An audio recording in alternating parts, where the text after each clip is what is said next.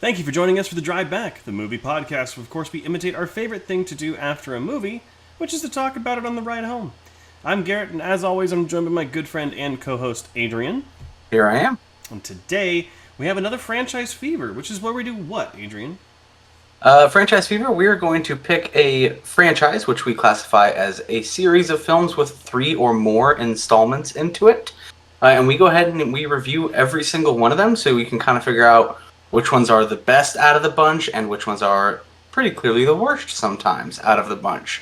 But we go through each one, we just do like quick little conversation on each one, give you the score, and then we get through all of them. And however many are in the franchise, some are really big, some are really small. We have a pretty good sized one today.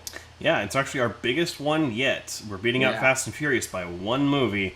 And we're going to be doing one of the big ones. We're doing the Wizarding World of Harry Potter and Fantastic Beasts. So all of this and more coming up on the drive back.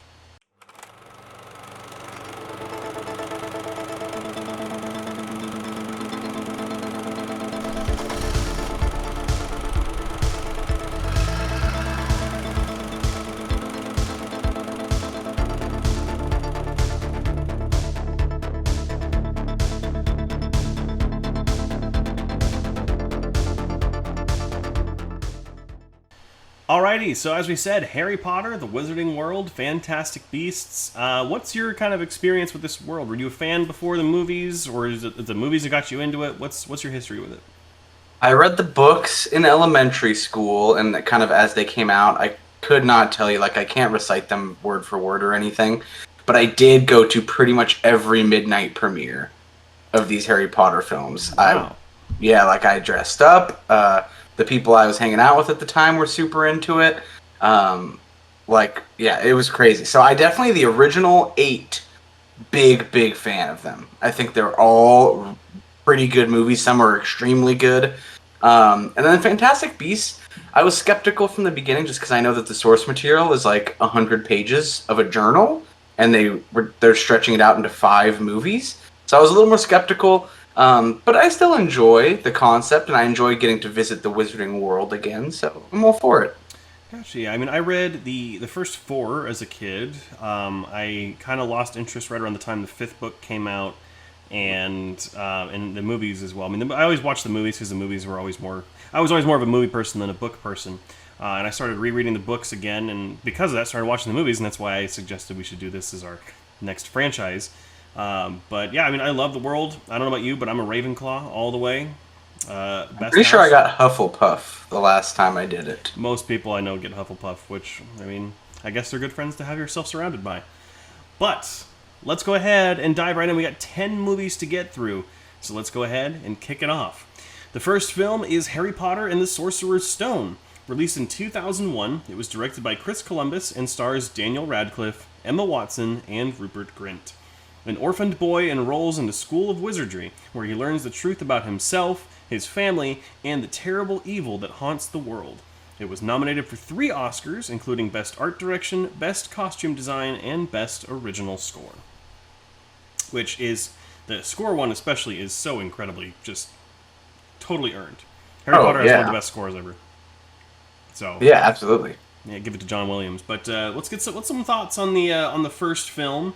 I think it's a very faithful book adaptation, actually. After just reading the first book, around the time that I watched it for the show, it's very faithful. There's very little they cut out. Really only Peeves. I remember the book being a little darker at times. A little bit, yeah. And I think the first 2 movies in this franchise especially are a little bit lighter in terms of tone, which works because you're building in the wonder first. Totally. Like Harry's experiencing, and then it kind of goes downhill. But yeah, I think this movie's a lot of fun. What do you think about the first one? I think this movie's a lot of fun. It'll always hold a special place in my heart. I think it's a fun movie. I will say that rewatching, they're not the best child actors. And when you're a kid, it's fine, but it becomes pretty transparent watching it as an adult that they are just not good. So what I find with this movie is it's a fantastic movie with relatively bad acting, but the story's so good that you're kind of hooked anyway. I mean, and I think when we both say that the child acting is bad, it's mostly it's not horrible, but it's not good either. There are moments when all three of them are good. I think Emma Watson is probably the most consistent out of all. Yeah, three she in was the how front good she runner is. for sure. Yeah. But also, I think all of the adult actors in this franchise, for the most part, and there's not really one I can think of that isn't good. Everyone I agree. is fantastic in this series. But I think, yeah, one of the only things that doesn't really hold up for me is a couple of the visual effects. Specifically, the troll looks really video gamey. And not It looks like they pulled it out of the PS2 game. more like the Game Boy. But I mean, like especially with what we get during Fantastic Beasts and that visual effect. I mean, it's hard to compare. Yeah. Exactly. So it's difficult to say that way. But for the time, it was very good looking and very well done. Now, I wouldn't say it holds up the total best. No, but again, it's such a good story, and they did such a good job setting up a jumping off point for this world that you can forgive most of its fouls. You can forgive because it is so entertaining. It's super fun to watch. There's a ton of fun gimmicks. It's quoted all the time, and I think it's really really fun. It's just not the best. Yeah, absolutely. I think it was a strong starting point for the franchise, and I think Chris Columbus, who's the director of movies like Home Alone and Mrs. Doubtfire, really brings what he can to the film. We'll see how that holds up for Chamber of Secrets, but it's just a fun, and for lack of a better term, magical movie. Yeah, definitely agree. But anything else you want to kind of talk about with the first one? Because we're kind of zooming on through all 10. Alrighty, well, let's go ahead and get a final thought. It's a score. Maybe wrap the old Sorcerer's Stone up. All right. What you got? Me first. I will go ahead. I gave this movie an 82. I think it is a very fun movie, but it's just not the best.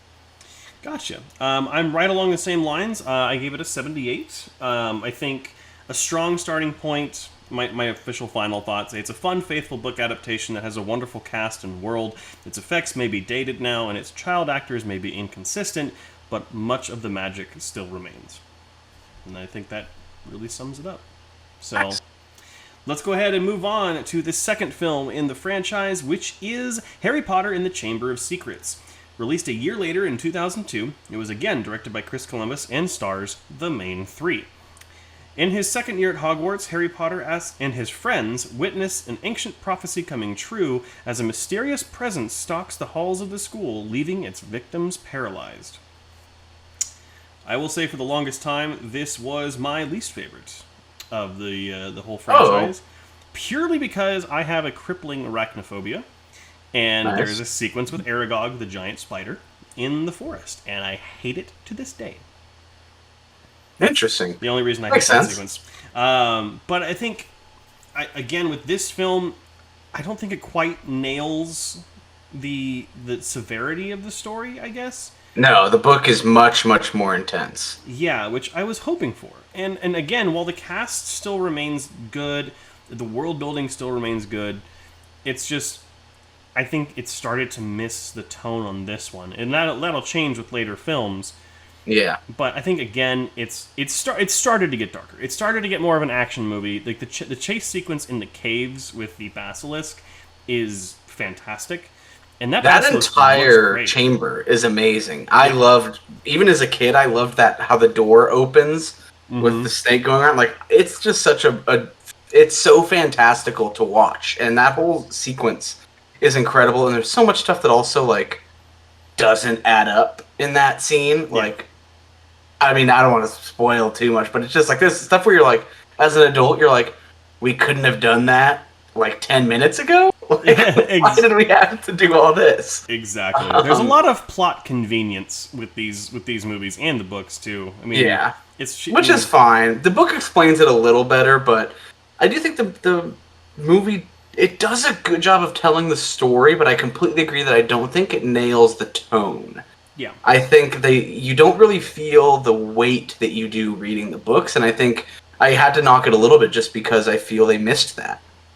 Yeah, I think it's still fun, a movie, I think it's better. and I don't think that again, it just kind of misses the tone on that one. I think and I guess we'll have to start doing our each film review of the Defense Against the Dark Arts teacher, because that seems to change every single time. I think Kenneth Branagh was fantastic as Gilderoy Lockhart. I know the original casting choice wasn't able to do it because of a scheduling conflict, so he stepped up and took over. It was originally supposed to be Hugh Grant, which would have been, I think, really interesting. But I think Branagh actually did a good job, and this was obviously clearly before Artemis Fowl, so still at the height of his game, really. I also loved the post-credit scene in this movie. It's the only Harry Potter movie that has a post-credit scene, I believe. Did you stay for that? I didn't. I didn't even know there was one. Yeah. So you remember when they're in this big spoiler here? So skip ahead like a minute. When they're all shooting, he's trying to erase their memory, and he hits himself. Mm-hmm. He obliterates himself. Yeah. Yeah, and then at the very end, it shows a Diagon Alley, and it goes to a bookstore, and the number one selling book has him on the cover and like looking around, and the cover just says, "Who am I?" That's great. I think I now that you mention it, I think I have seen it. I just completely forgot it. You probably said it like in theaters. Yeah, it's super. It's the only one, and I think it's so funny though. That's awesome. But I will say that it also made me mad because I waited for the credits of every following Harry Potter movie, and they never gave me anything again. I love it. Anything else we want to talk about with Chamber of Secrets before we go ahead and drop those scores? Alrighty. I'll go first this time. I said that Chamber of Secrets is another faithful book adaptation that misses some of the important characters but nails pretty much everything just except for its tone. While it's still fun, it's missing some of the magic of the first, and it's a mostly harmless film. I gave it a 72. Yeah, that's about right. I gave mine a 78. I still think it's up there with the first one. I think they're kind of like synonymous, so they're not too far apart in my book. This one does. I feel like I remember reading the book, and if you like feeling the weight and the stakes, this movie just kind of misses it. It has all the plot points, just doesn't nail it. So yeah. Totally fair. But let's go ahead, move on to the third film in the franchise, which is Harry Potter and the Prisoner of Azkaban. Released in 2004, is directed by Alfonso Cuarón and stars the main three. Harry and his friends enter their third year at Hogwarts, where they delve into the mystery surrounding an escaped convict who poses a dangerous threat to the young wizard. It was nominated for 2 Oscars for Best Visual Effects and Best Original Score. I'm going to come out and say it. This is the best film in the franchise. Out of all of them, really? Out of all of them, this is the strongest one. Maybe it's Alfonso Cuarón's directing. Maybe it's the fact that it sets the precedent for tone going forward. Perhaps they nail it. They definitely nail it on this one. Yeah, the look, the tone, the Dementors are just incredible, and Gary Oldman is just fantastic as Sirius Black. And you really feel the weight of his loss later on. But yeah, I think this movie is just, from top to bottom, just incredible. I would say the intro sequence with the Dursleys is a little cartoony for me. It is, but graphically, it's a super challenging scene. Yeah. Whatever. Technically, that scene is really impressive. There's reviews of it. They definitely were showcasing some of their new technology for that one. Oh yeah, definitely. But what did you think about Prisoner of Azkaban? I love this movie. I always have. I feel like it was definitely... I remember going to the midnight premiere for this and being super, super excited, and I just feel like I left, and I remember being like, that was awesome. Mm-hmm. Like, that was the book visualized. Like, they did it. They nailed it. That's how I felt. But I did notice something on this watch through that I had never noticed before. Maybe I'm just dumb. Mm-hmm. But when they're doing the... oh my gosh, I forget the name of it. But the thing that comes out of the wardrobe that is whatever you want it to be. Yeah, it's your worst fear. And then you say ridiculous, and then it turns into whatever, like, fun thing. Yeah. So obviously Harry is standing there, and it comes out, and it's the Dementor.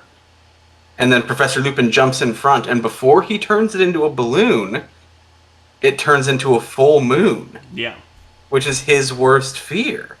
Yeah, which is... in the book, it's described as being just a white sphere. And people are like, oh, is it a balloon? What is it? So it's a little bit too. I think it's too on the nose in the movie. But I didn't know they did that. I mean, I never noticed it, but Yeah. I thought it was awesome. I thought it was a really cool little detail. And I think in the book he actually. This movie does deviate from the book quite a bit, and I Yeah. think it tells a better story for the film, for this one specifically, in the fact that in the book, I know Lupin, who's the new teacher, played brilliantly by David Thewlis, he actually doesn't let Harry you like see the boggart because he's not worried about a Dementor or anything like in the movie. He's worried that Voldemort will come out and doesn't want people to see that. So that's why the movie differs a little bit. The movie, in its differences, I think makes it stronger as a film. I think it's faithful or not is another story. I think it's one of those things we talk about where different mediums need different stories sometimes. Mm-hmm. And while the book was the best format to tell one version of the story, what they did was a better movie. Yeah. And I definitely think it nails him. I still quote to this day, "He's a werewolf, Harry. That's why he's been missing class." I probably say that like once a month. That's great. I love that. I don't know. It's the best quote from the whole thing. Next time we play a video game, if you don't use that reference, I'm going to be upset. Like, if you could quote anything, but that's like my one obscure quote when everyone's like, "Have you seen Harry Potter?" And I just yell that. He's a werewolf. That's great. I love it. But yeah, again, honestly, I think it's the strongest movie in the franchise. And I would agree it's up there. I'm interested to see what you think is the best then, because I think we've talked about this a little bit, not spoiling how we feel, but well, I'm interested. Okay. Anything else you want to talk about Prisoner of Azkaban, though? No, I do think all the reveals totally land home in this. This will be my final thoughts and my score, I guess. Mm-hmm. But all the story reveals and the plot point reveals all hit really hard in this one. This movie definitely is Harry Potter firing on all cylinders. This is like a full steam ahead. You are in a franchise now. Like, we've got the budget, we've got the talent, we're going for it, and because of that, I gave it a 90. I think it is like right there. I think it's super, super good. I will say that kind of like what you talked about, it does deviate from the book a little bit, and giving it a 90 isn't like there's 10% that I knocked off. It's just that's kind of where it lands for me. Yeah, I totally understand that. For my final thoughts, I think I said it's easily the best in the franchise, and while it does deviate from the book, it does set a tone for the franchise that's carried through beautifully, and it's the most mature, at least up until this point. So far. And it definitely expands the lore more, which is why I love the later films, is because they really build the world building. Like that's my favorite part of this entire franchise. So finding out more about Padfoot, Prongs, Mooney, and Wormtail is incredible. The Marauders map and all that, I love that stuff. It's funny because I also gave the movie a 90. So how funny! Right on the same level.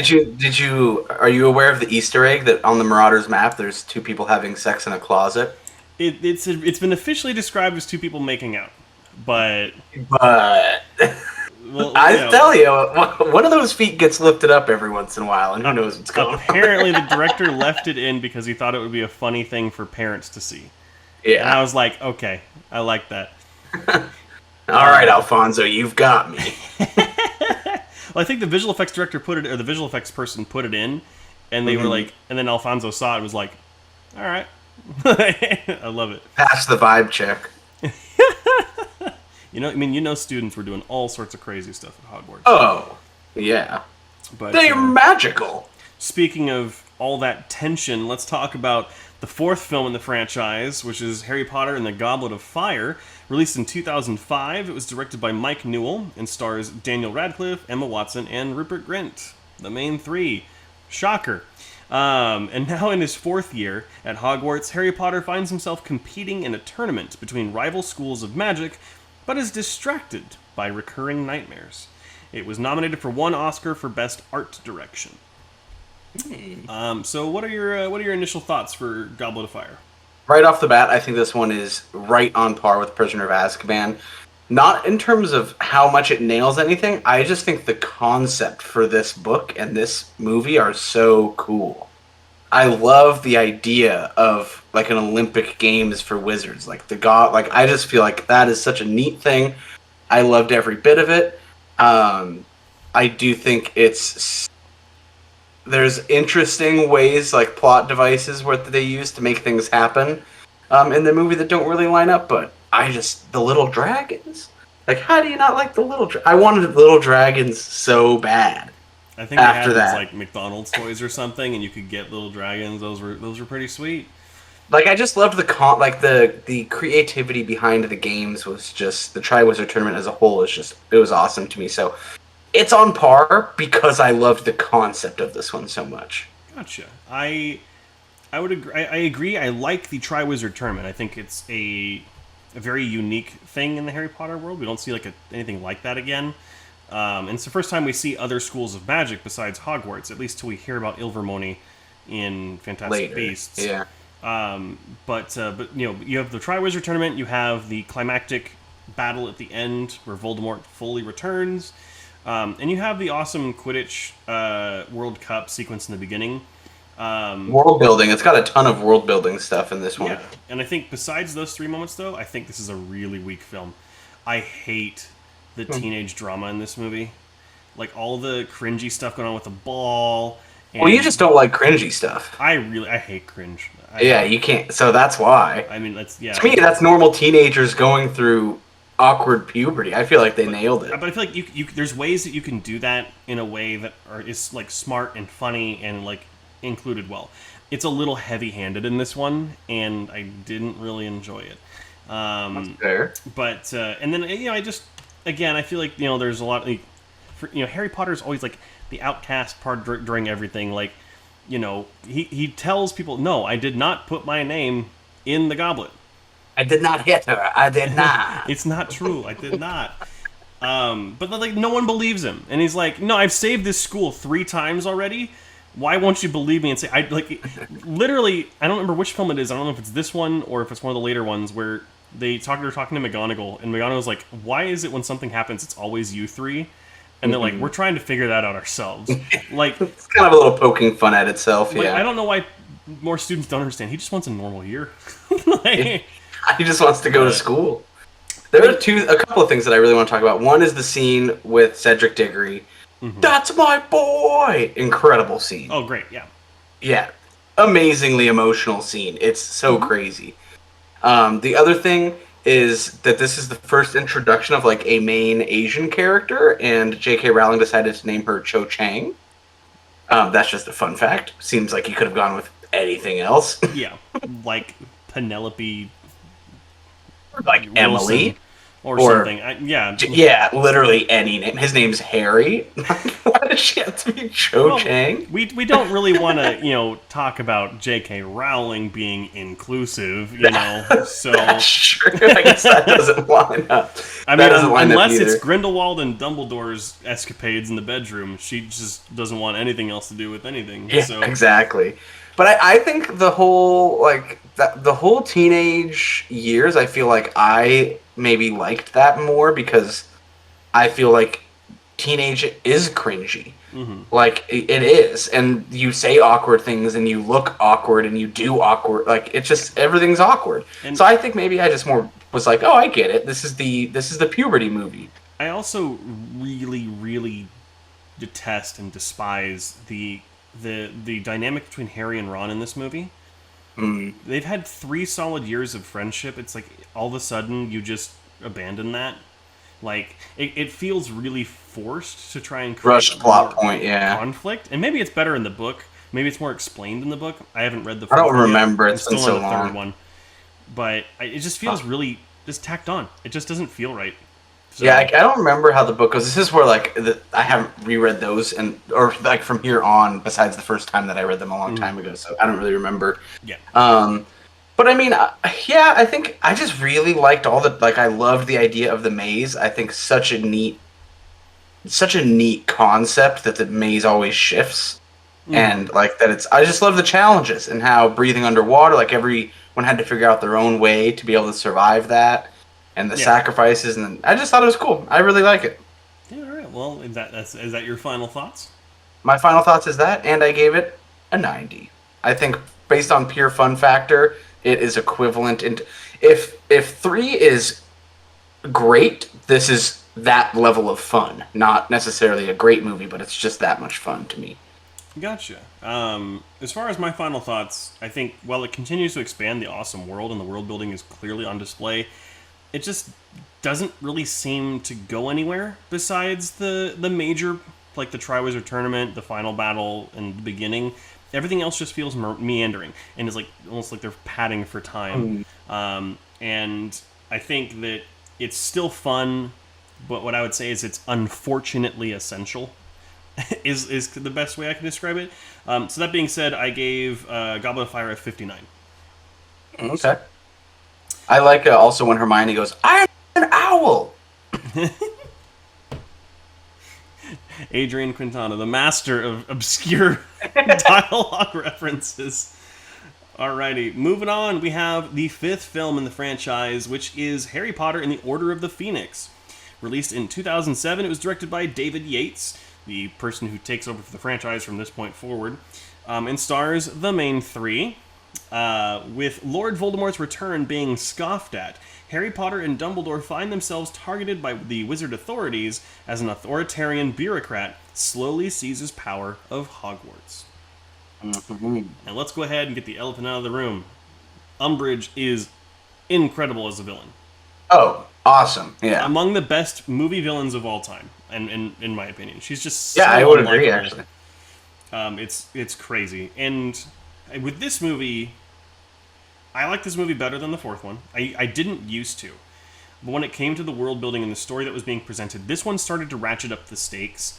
And I think starting Dumbledore's army, underground during the school is a really cool plot point, and it really starts to cement not only the main 3, but, Neville and Luna and all these other characters as one cohesive group. And Absolutely.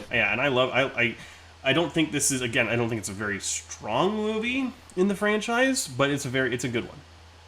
And I do want to point out something that I think hasn't been said, but these movies grew, like the storylines grew with me. Yes. Like every time I was going to see these, I was about their age. So for me, when this came out, this was my favorite movie out of all of them when I first saw it. Yeah. And I think that's because this was the first movie where you start to get the feeling like, okay, we're not kids anymore. Like there are some real issues happening and you need to grow up and take care of stuff. And I think it definitely had a more serious tone, much less fun altogether. Much more, this is like where it starts to get very dark at times, and very dangerous. And I still really like it for that. But now that we've gotten all of them, it definitely does not cut the top 1, 2, 3. But it is still a good movie to me. Definitely, I think it's among David Yates' films. It's in the middle, I would say. It's kind of like the first movie of kind of nailing the tone and nailing the characters, and yeah, I mean, I think it's a good film. I'm not going to say that it's a great one. I'm not going to say it's a bad one. It certainly isn't a bad one. But I remember having negative impressions of this movie from the first time, and I'm glad to see that I was wrong upon rewatching. I still so clearly remember all the small house that's huge inside. Oh yeah, and them on the brooms in Muggle world, flying across the water, and the ferry and people seeing them and stuff. And I was like, we're getting into some dicey stuff here. Like this we're in it. there's some stakes happening here, and believe me, they are rare. It's starting to get more dire, and I definitely, it treats its audience in a mature way, or at least it starts to. There's still some slapstick moments, but it's starting to actually treat its audience like they're listening and like they care.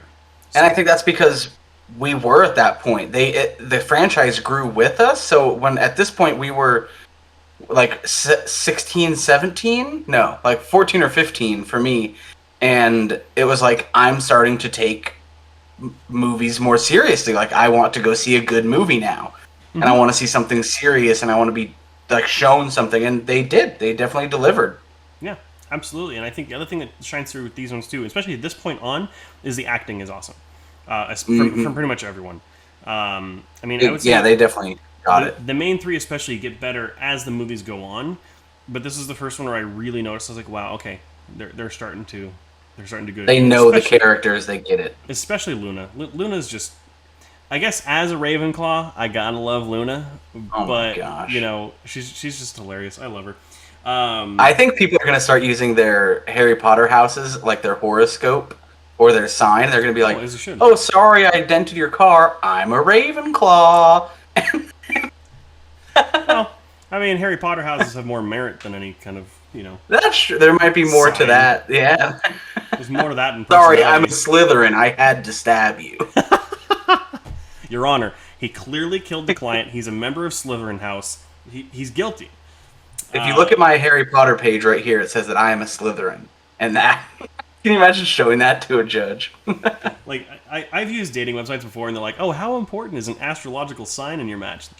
None. But you put the Harry Potter house in there. It's an instant swipe. Instant swipe. Yeah, anything else you want to mention with Order of the Phoenix? I feel like it's... No. I can go into my final thoughts, yeah. I'll go first, because I feel like you've gone first the last two times here. Said Order of the Phoenix, the stakes are starting to rise, and while the world building takes a little bit of a back seat in this movie, the tension and emotion is beginning to shine through in a way that I think works very well. And that being said, I gave Order of the Phoenix a 76. Wow, I gave it a 77. All right. Yeah, I feel like kind of pretty much the same thoughts. I think it's good for different reasons. I definitely think this is where you, like, it kind of wraps in that each movie has their own tone and, like, message to them. And this one is just a much more story-driven one. But I do think it's more grown-up. Certainly the most grown-up film that we've gotten thus far. And I think it sets the tone for all of David Yates's moving forward. Yeah, absolutely. But let's go ahead and move on to the sixth film in the franchise, which is Harry Potter and the Half-Blood Prince. Released in 2009, it was directed by David Yates and stars the main three. As Harry Potter begins his 6th year at Hogwarts, he discovers a book marked as the property of the Half-Blood Prince and begins to learn more about Lord Voldemort's dark past. It was nominated for 1 Oscar for Best Cinematography. So what are your thoughts on Half-Blood Prince? I remember feeling like this was just another Harry Potter movie when it first came out. I remember kind of being like, okay, like there's definitely a lot of the like they had their teenage puberty love interest kind of stuff going on, and this was definitely where they really doubled down to me on relationships. Mm-hmm. They really kind of started to tell you like, here's who's with who a lot. I really felt like we got that, but I loved the concept that like Hogwarts itself not being safe anymore. They kind of did that a little bit in Prisoner of Azkaban, and they kind of have done it since, but I feel like this was the first time where it was like, this is really bad. And I remember feeling like that was a really neat change of pace. I don't really remember the book, but I just felt like there was actually a lot of weight to that. Yeah. As far as my kind of initial thoughts, this movie has great performances, as the rest of the films in this franchise do. And it also has it's great world building. Other than that, this movie sucks. This movie's ugly. It's boring. And this was the one I actually, of all of them, had the most drive to turn off. Like, just really. And I was watching. So this particular film, I was watching it on my phone, and in a location where I could see the screen just fine. There was no light pollution or anything like that. This movie is so dark, and it's so like monochrome. Everything's brown or like gray. There's no color in this movie. It's really ugly, and it reminded me of the Zack Snyder's Justice League. That kind of, it has that sort of look to it, and I don't like it. It's ugly. I couldn't see anything going on, and this is like I would say this is the only film in the franchise that I would say that I don't like. Oh, we haven't gotten to... I have one that I don't like also, and we're getting there. I'm guessing it's the next one? No. Interesting. Okay. But, yeah, I mean... You guessed wrong. Every time. It's just a thing. But again, like the music is still great, the performances are still great, even in the sequences that are more boring. It does have the highlighted sequence of the what goes on with Dumbledore at the top of the clock tower. That is definitely a emotional Awesome moment. scene. Yeah. But it's just like I understand like you want your tone, you want your visuals to match the tone. But when your tone is bleak, it doesn't mean you have to get rid of all the color and all the things that look interesting. It's just Sure. annoying to me. Fair enough. Yeah. Anything else you want to say about Half Blood Prince? I mean, there's not really anything to say about this one. That's what I'm saying. This one to me was just another movie. Like when it came out, I know it had a lot of weight with. Oh, go ahead. I was going to say the other thing too that this movie does really well, and actually what gives it a lot of points for me is that it starts to expand on Snape's story, Yeah. which Which really pays off later. I mean, this is where you start to get that whole arc. absolutely. But yeah, I still think this is just kind of. Anytime we talk about a franchise, you always hear me say that there are certain movies that you have to watch because they're part of the story. But like, if you couldn't, like, this is probably the one that I might skip over if I just wanted to get to some of like the ending stuff. But I don't think I would skip it. But it is definitely, yeah, it's just another movie to me, and because of that, I gave it a 75. I think it's just kind of a generic Harry Potter movie. Again, kind of like the first one, the story is really good and the world building and stuff, and that's what makes it interesting. But the rest of it just kind of is like, okay, that's there. Thanks. Gotcha. Yeah, I said it's ugly and boring, with most of its scenes taking place in the dark or in a brown environment that gives it a bad look. Even though the film does continue its awesome world building, its great performances, and of course, it starts really expanding Snape's story. That being said, that being taken into consideration, I gave the film a 50, which I feel like is still pretty gracious, considering this is one I usually would tend to skip. I believe actually when I was younger, when this first came out, and I was watching it with my family, we watched it at home. We didn't go see it in theaters. I think I fell asleep during it when I was younger.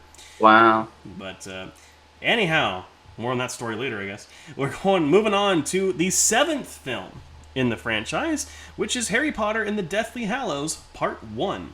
Released in 2010, it was directed by David Yates and stars the main three. As Lord Voldemort has gained power over the Ministry of Magic, Harry and his friends race against time to destroy the Horcruxes and uncover the existence of the most powerful objects in the wizarding world, the Deathly Hallows.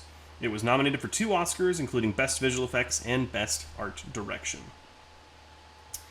Yeah, I mean, I'm going to go ahead and I'll just give my thoughts first on this one. This film's also boring. Wow. I feel like not a lot happens. It's like a lot of the time is spent with Harry, Ron, and Hermione out in the jungle, in the forest, and just talking, and like it's character building. But like, you know, when you expect films like this to be made in books, like a book like this to be made into the film and in 2 parts, I want it to at least feel like it has more weight to it. Mm. And actually, this used to be my favorite one in the franchise. I think Whoa. a while ago. And then I rewatched it, and I was like, nope. Just again, like I just could not hold my attention for the entire time. I will say it is better than Half-Blood Prince. There is more color in this one. Oh, yeah. And a very emotional sequence towards the end concerning a character. I don't want to spoil that part if you haven't seen it. But yeah, what did you think of Part 1? Yeah, I like this. I liked it in theaters. I think it's a great jumping off point for Part 1 and Part 2. Which I think if you it's tough to rate it on its own because it is a Part 1 and a Part 2. Like, it's part of a larger story. So this is definitely a setup movie. Through and through, like you said, nothing really happens. This movie is placing 10,000 dominoes in a row. Yes. For the next movie to take off. And that's what it is. And so I think for what it is, which is a setup movie, it does a pretty good job of keeping my attention for, like I said, just setting things up without any real large payoff. So I think it's definitely not the worst, and I would say it's up there for me. I think it's a pretty good one. Gotcha. I mean, that's why we do these episodes, because we like to see the difference of opinion. But I mean, I don't really have anything else to say about this one. I think it's unique that they have a fun little action sequence in the beginning in the coffee shop. And the chase through the forest is pretty thrilling as well. The standoff in Voldemort's house is a little weird. Hmm. Kind of feels out of nowhere, but at least they get to rescue Ollivander and Luna and Griphook, I believe is the goblin's name. Yeah. So at least they get to get some of that going. But yeah, it just kind of boring, you know. Fair enough. What'd you give it? Well, first, final thoughts. I said, well, the world building continues beautifully. The movie doesn't really seem to go anywhere, and I just really don't like its subplot with Ron getting jealous of. It's like trying to tell the story of Frodo with the ring and how he becomes more corrupted, but just in a very crammed and rushed way that doesn't really work. And I can see that. feels like a copy of Lord of the Rings. Also, I do want to point out there's a beautiful animated sequence in this movie that talks about the Deathly Hallows, and I think that the studio went on to do a bunch more stuff. So, good on them. That being said, I gave Deathly Hallows Part 1 a 58. Okay. I gave this movie an 83. I think it's up there. Just again, I know it's a setup movie, but I think it might be because I'm so excited about what happens next that this movie's like part of that. So that's probably skewed because I would watch them both back to back. Like this is almost like Infinity War and Endgame, where you're like, you got to watch them both. You can't just watch one. So yeah, I like it. I think it's a fun one. Yeah, it's got its fun moments for me, but again, just kind of boring. But on the opposite end of the scale, let's talk about the 8th film in the franchise, which is Harry Potter and the Deathly Hallows Part 2. Released in 2011, it was directed by David Yates and stars the main three. Racing against time to find and destroy the remaining Horcruxes, Harry, Ron, and Hermione find themselves at the final battle to destroy Voldemort and save the Wizarding World. It was nominated for 3 Oscars for Best Visual Effects, Best Makeup, and Best Art Direction. So what did you think the final part of the Harry Potter saga? What are your thoughts? I think this movie's awesome. I think they nailed if Prisoner of Azkaban was all cylinders, they just upgraded the engine for this one altogether. We're like rocking like a W16 or something. We're going crazy like a Bugatti engine. This is like literally peak everything. Every character gets their own payoff moment. The music is incredible. It was like one of the first like composer albums that I bought back in the day when you still had to buy individual music. Everything about this movie is awesome. The stakes are high. You can feel it. There's a ton of emotion. I mean, sacrifice, betrayal, love, like literally everything all hits at once, and it is just awesome. Mm-hmm. Yeah, this movie's great. It is. I don't think it's as strong as Prisoner of Azkaban, primarily because the first act drags a little bit in this movie. Like the chase through Gringotts is fun, but it just until they actually get to the point where like, okay, we're going to Hogwarts, and this is where the final battle starts. That is when this movie really gets going for me. I think all the build up and finding the Horcruxes and stuff like that is a little long. I don't think we really needed the setup. It probably could have been done. You probably could have made this a 3.5 hour movie and done the first hour finding the Horcruxes and then like another half hour getting ready and then the last, whatever, doing the battle. But, Warner Brothers wants to make its money, so that's okay. But yeah, this movie is just awesome. It's emotional, definitely towards the end. A very kind of weird sequence before the credits with a little epilogue, which apparently that was reshot because the original footage they shot made the actors look horrible. Like there was too much makeup. I heard about that. Yeah, like Ron was fat and balding, and like they just were like, no, this doesn't look good. But I think this movie's awesome too. Yeah, and I think it also kicks off. I haven't seen it yet, but I really want to go see the Cursed Child play. Oh yeah. I don't think they're gonna make a movie out of it. At least as of right now, I don't think I've heard anything. But I haven't read the book either, so I should probably do that too. Well, the book is just the stage. It's a screenplay, script, right? Yeah. But still, it's the story. Like, if you want more, it's there. There's more to this story.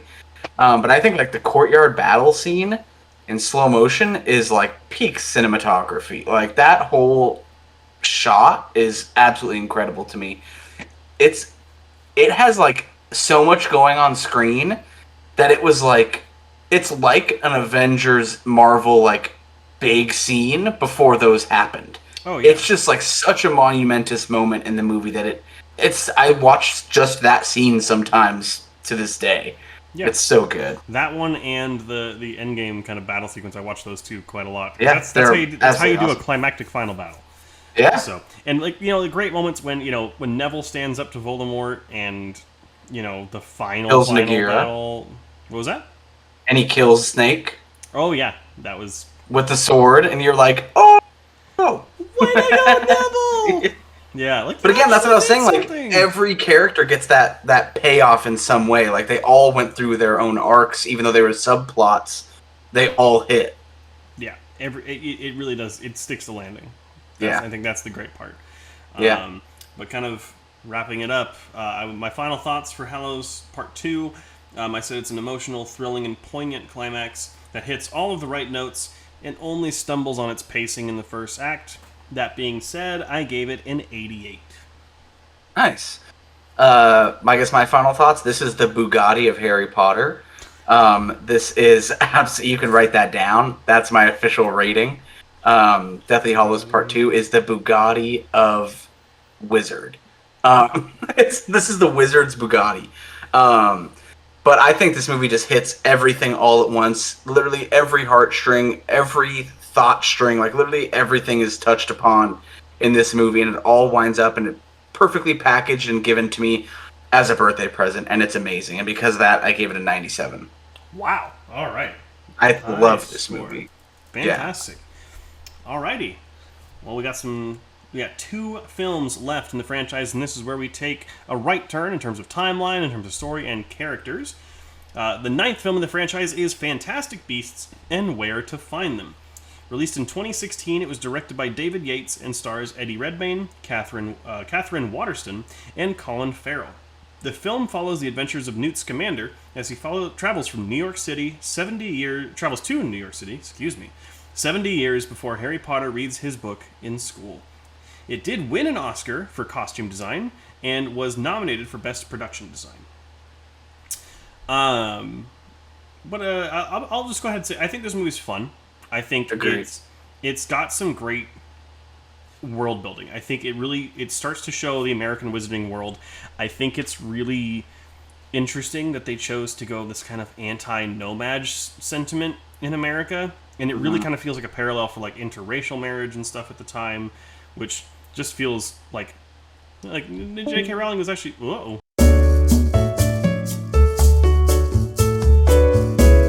And I think J.K. Rowling really hits a point with, for once in her career, by likening it to something in American history. I think it makes it pretty strong. But what did you think about the first Fantastic Beasts? Yeah, I think this movie definitely used the entire concept from the small 100-page book, and it led to a pretty good movie. I think it is super fun. I think there's a lot of really fun concepts, and I think this movie does a really good job of expanding like just how wizards live in day-to-day life in a believable way that fits with the core Harry Potter world. Yeah. Like it all made sense. Like, oh, this type of new magic we're seeing still makes sense. Like it could be in the other movies and it fits. And I think they did a great job. I think that's not an easy task. And I think that's easy to miss for sure. And I feel like they built a ton upon the overall world successfully. Yeah. And I think this movie really, it shows from the Oscar nominations, the production design for this movie is incredible. Yeah. And seeing the different Ministries of Magic, we'll see the French one and the second Fantastic Beasts, it's also unique. It's also interesting. And I really got to credit David Yates for kind of bringing what was originally a textbook from the first couple Harry Potter. It's literally like 100 pages, and it's a journal of half of its pictures. Yeah. And this is actually the first movie as well to be written by J.K. Rowling. She wrote the script for the movie.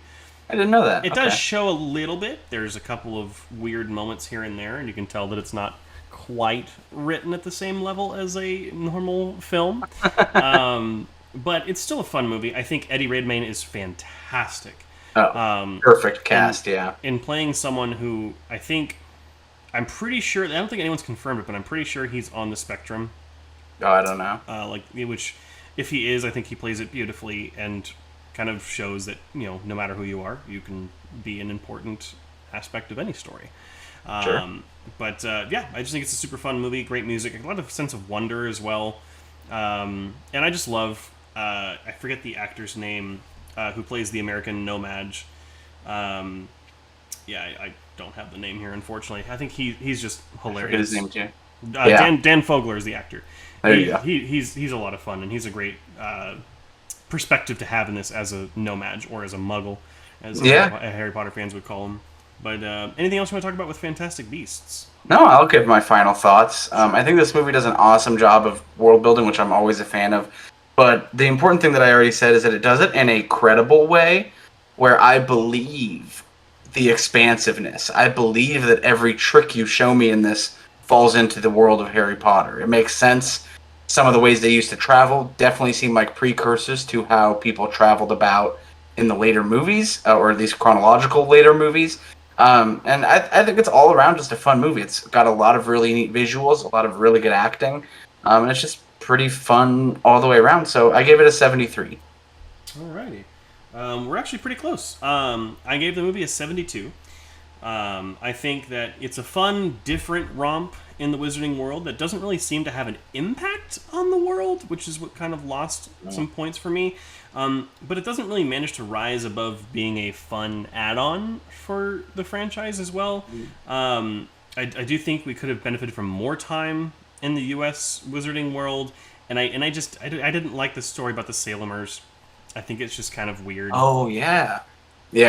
Just kind of a way to hit you over the head that Credence is getting, the crap kicked out of him. But yeah. 72 is what I gave the first Fantastic Beasts. Perfect. So with that, moving on to the final and 10th film in the franchise. For now, we are getting the third Fantastic Beasts, I think, next year. We'll see what ends up happening with the production on that. But the 10th film in the franchise is Fantastic Beasts: The Crimes of Grindelwald. Released in 2018, it stars Eddie Redmayne, Catherine Waterston, and Jude Law. After aiding in the arrest of Gellert Grindelwald, Newt Scamander is enlisted by a younger Albus Dumbledore to help find Grindelwald after he's escaped from custody. This is the only film in the franchise I had not seen going into this episode. And I had heard things about this film. I had heard that it was... I just heard mixed to negative things about this movie. And it's time for some controversy. I like this film better than the first one. Oh, that is controversial. I think, and that purely comes from the point of view that it's a world building thing. You're seeing even more of the world. You're seeing the Ministry of Magic that we saw in Harry Potter back in the day. You're seeing the French Ministry of Magic. You're seeing more elements of the world besides just the beasts. Like, the beasts are a large part of it, and you see a couple of them. But you see more of the Wizarding world. You see how people who are different, like Nagini and Credence, are essentially slaves working for a circus, which I think is very interesting. And just, I don't know. For me, I was expecting not to like this movie, and I think coming out of it, I was more pleasantly surprised than I thought I would be. I think I went in with too low expectation, and maybe that's why I enjoyed it more. Yeah, definitely. Yeah, I think this is my lowest score, for sure. And that's solely based on that there's a lot of fan service for people that like Harry Potter in this movie. They do a ton of stuff like the philosopher that made the Philosopher's Stone. And I feel like they didn't need to touch Nagini. I feel like she, being a human, she was a snake more than anything else in the movie. I feel like that was kind of odd. That was a cool concept. But I just think they way overdid the subplots in this movie. I think literally every character had their own separate story that we kept jumping between. And I feel like I'm pretty good at following movies, but there were times in this where I was like, wait, what? Just jumping. What's going on? Why are we here now? And that just lost me a little bit. It's not a film ruiner, but I also felt that the plot didn't have any real weight to it. Yeah, I can see that as well. I feel like it was kind of okay. it's kind of like it's showing like yes, we know that Grindelwald's a bad guy, but we never really knew just how much. And I think this movie was more a Grindelwald movie than it was a Newt Scamander movie. And Absolutely. in the way that Infinity War was a Thanos movie and not an Avengers movie. And I don't think it's definitely not as strong as Infinity War. I think it is clear at pointing out why Grindelwald is as bad as he is. Oh, see, I And disagree. I feel like the crimes that happen in the movie do not. He's supposed to be like the first Voldemort. yeah, but like they do a good job of like showing how he's like incredibly charismatic and how he's getting a lot of Like people. controls people. Yeah. Yeah, and like you could see why someone like Voldemort would latch on to him and then take his ideas and change it. But my whole thing is like, right? He gets kicked out. First of all, the opening sequence in this movie is awesome. Yeah, it's great. That it totally grabs you right away. But to get kicked out of the magic school that sides with villains and evil, I feel like you have to be really dark. And I feel like he just didn't come across that way to me. It all seemed very like, yeah, it was bad, but like for someone that evil, I expected maybe a lot more people to die or just a lot more like out like egregious crimes to be committed left and right. Like he just did not care, and I felt like he did care. And I think a lot of the crimes were also left in the past. They talked about them in the first movie, and not so Well, much. that's why he was put away. Yeah. Yeah, and I can see the points. I mean, I think why I enjoyed this movie more so than the first one is because I went in with such low expectations, And that's just, totally fair, and just yeah. walked out like, hey, wow, okay, that wasn't nearly as bad. Pretty good. Yeah. Yeah, so I mean, the stuff with Nagini doesn't really bother me. It did at first because like, what's she doing in the movie? But then they explain it how she like, the longer she goes on, like she'll be trapped in the snake body, which makes sense that, if Voldemort knew Grindelwald and Nagini is with, you know, Grindelwald and Credence, who's actually Argus Yeah, the brother. Dumbledore. Yeah. Yeah. Who is it the same? And this has made the connection. Is he the same one that showed up at the end of Deathly Hallows?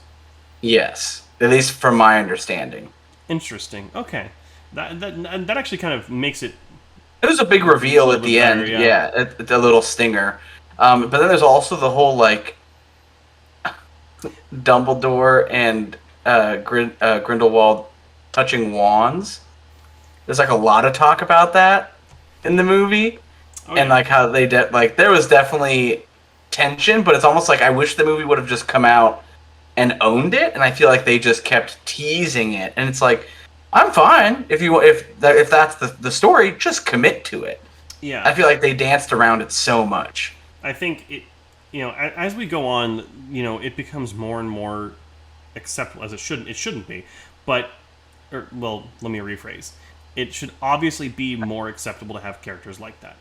Sure. At the time, I don't think it was as accepted as it is now. Clearly, every year it seems to get more accepted. That's true. Yeah. Yeah, and so I think they were trying to tread a fine line of keeping it like highbrow. Maybe that's what they were thinking, but it just kind of comes off as you're skirting the issue.